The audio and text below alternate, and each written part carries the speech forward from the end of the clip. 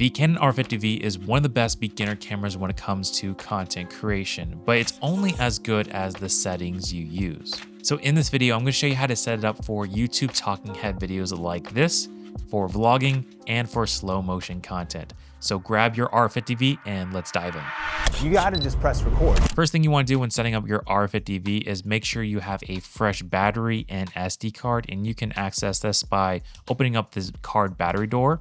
And then from here, we have our SD card. We'll leave a link to a few of our favorites because you need a certain speed in order to use all the recording modes. Also, to make sure that you have nothing stored on this SD card that's important, as we are going to be formatting it, which is going to delete everything on it. And then make sure you have a fully charged battery. That way we can start setting up our correct settings. Also, make sure you have a lens. You can align the red dots on the lens and then just twist and turn to hear the click.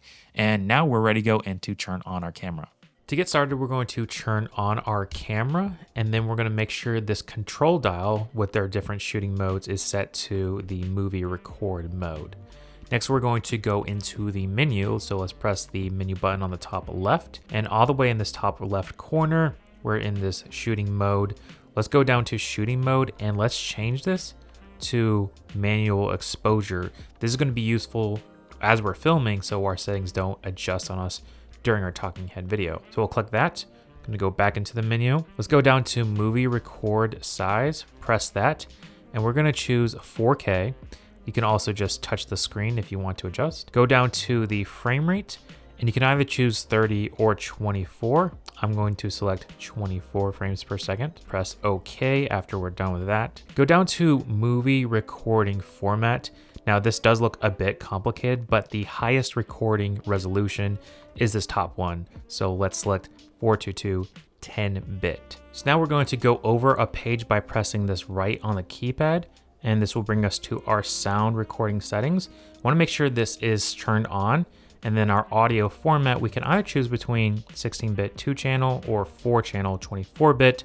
This gives you a little bit higher audio quality, but for most YouTube videos, 16-bit would be just fine. Going over a couple more pages, we have this image stabilization mode. Now, if we're doing studio stuff where your camera is on a tripod, we'll actually want to turn this off for the best quality. And because we're on a tripod, it's already going to be stable. This next setting is super important if you are shooting for longer periods of time. We want to go over a couple pages.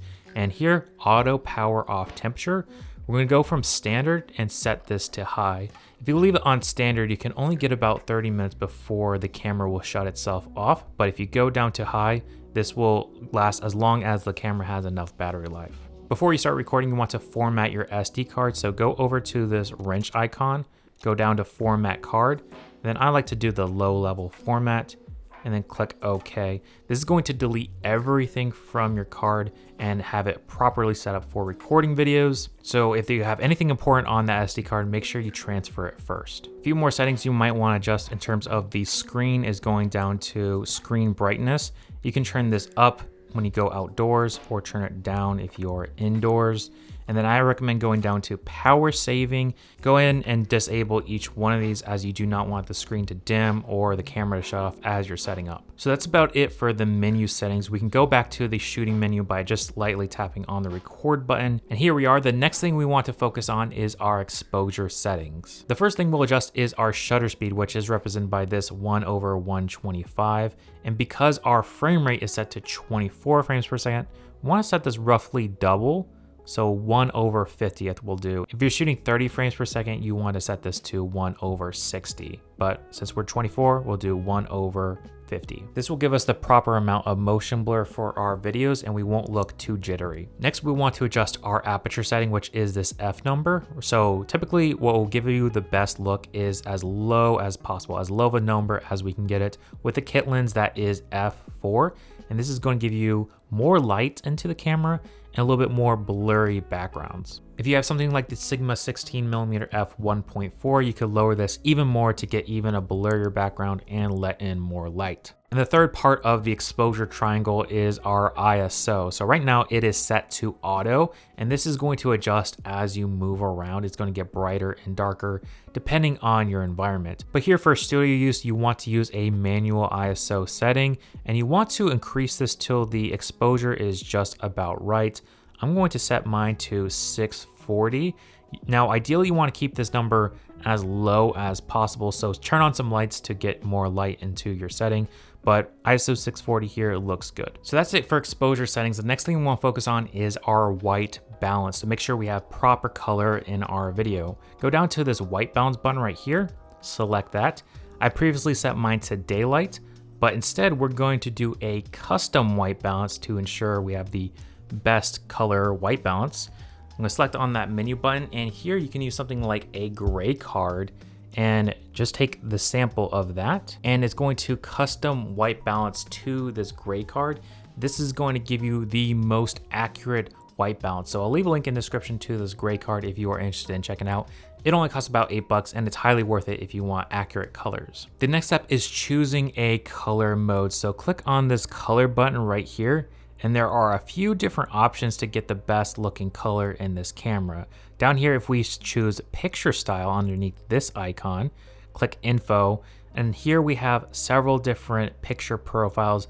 By default, it's going to be set to auto, but I actually like the neutral picture profile for a more naturalistic look. But you can definitely play around with these and find out which one suits you best. And you can even go and press this info button and turn down things like sharpness, contrast, etc. Or if you want to get a slightly more cinematic look, you can go over to these color filters, and there are a bunch of these really cool color graded filters that you can use for your video. So without even having to understand color grading, you can choose any one of these to get a really cool result. I really like this tasty warm, gives a nice warm vibe to your video and looks great. And our third choice is if you want true manual control over the look of your video, you can go down to this custom picture, and here we can select something like Canon Log3. This will give you a super flat picture profile to work with. That way we can have our own custom grades you can apply later on. However, for most people starting out, I recommend just choosing picture style and then go down to this neutral setting. Next thing we want to adjust is our audio settings. And if you can't see your audio levels, you actually want to press on this info button, and sure enough, they'll appear right there. And as I'm talking, it is picking up my voice.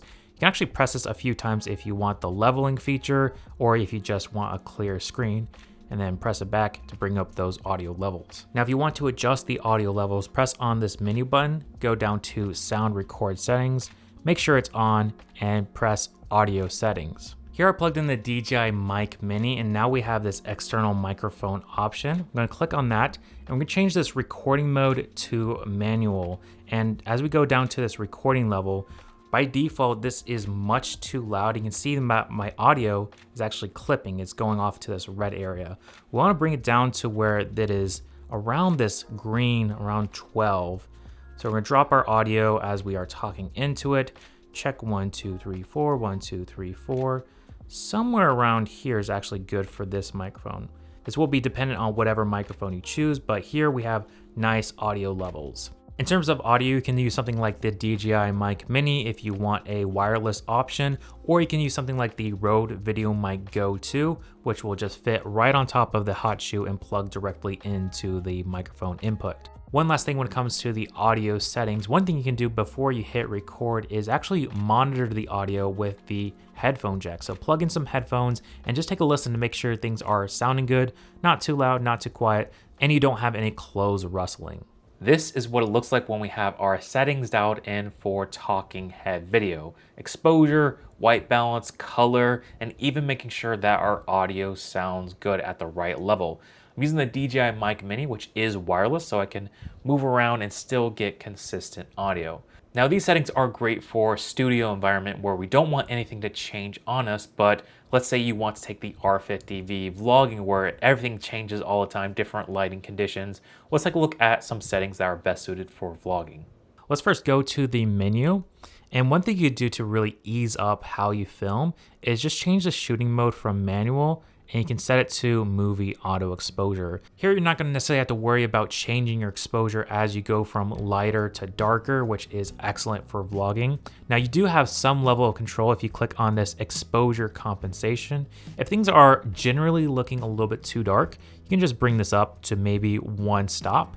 And then if things are on average a little bit too bright, you can set things to -1. I want to go too far beyond 1 and 2, but that is nice if you want a little bit more control over the look of your video. The next thing you want to adjust is the image stabilization on this camera. Now the R50V does not have in-body image stabilization. It does have digital image stabilization though, so we can utilize that. So we click on this Q button, and let's just go down to image stabilization right here. Click on that. We have a total of 3 settings: off, on, and then enhance. And as you can see, as we go between all of these, it is going to apply a crop.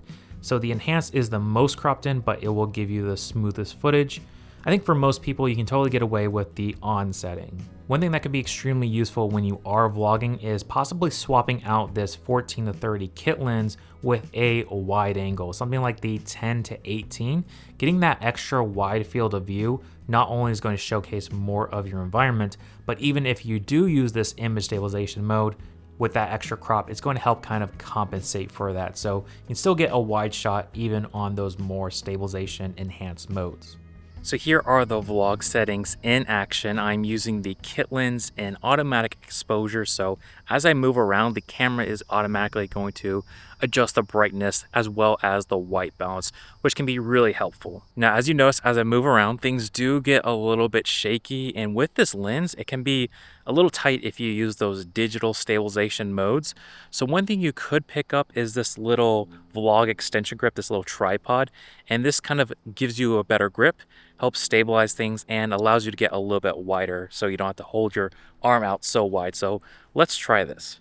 Boom, I just switched over. Can you tell a difference in terms of the stabilization as I go handheld? It feels a lot more comfortable to hold. I don't have to extend my arm out as far. So it's definitely a nice little upgrade if you plan to vlog with this camera. Another thing you might want to consider if you do plan on vlogging with the R50 V is getting a ultra wide angle lens. Something like this 10-18mm is going to get you a much wider field of view. And that means you can use the enhanced stabilization mode and still showcase off your environment. So let's try this out.